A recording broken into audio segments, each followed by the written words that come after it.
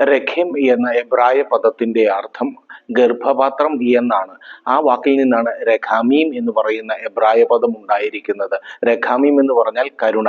1 രാജാക്കന്മാർ 8-ാം അധ്യായം അതിന്റെ 50-ാമത്തെ വാക്യത്തിനകത്ത് ശക്തമായ ഒരു പ്രാർത്ഥനയുണ്ട്. നിന്റെ ജനത്തെ ബദ്ധരാക്കി കൊണ്ടുപോയവർക്ക് അവരോട് കരുണ തോന്നത്തക്കവണ്ണം. അവിടെ കരുണ തോന്നത്തക്കവണ്ണം എന്ന് എഴുതിയിരിക്കുന്നതിന് ഉപയോഗിച്ചിരിക്കുന്ന വാക്ക് രഹാമീം എന്നാണ്. രഹാമീം എന്ന് പറഞ്ഞാൽ ദൈവത്തിന്റെ വലിയ കരുണയെ വിശേഷിപ്പിക്കാൻ ഉപയോഗിച്ചിരിക്കുന്നതാണ്. അമ്മയുടെ അല്ലെങ്കിൽ ഒരു സ്ത്രീയുടെ ഗർഭപാത്രം എന്ന വാക്കിൽ നിന്നാണ് ഈ കരുണയെന്ന് പറയുന്ന രഹാമീം എന്ന പദം ഉണ്ടായിരിക്കുന്നത്. ഇത് തമ്മിലുള്ള ബന്ധം എന്താണെന്ന് അറിയാമോ?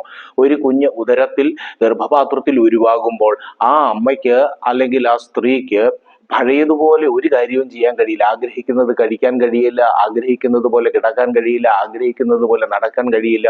വലിയ ശാരീരികമായ ബുദ്ധിമുട്ടുകളാണ് ഉണ്ടാകുന്നത്.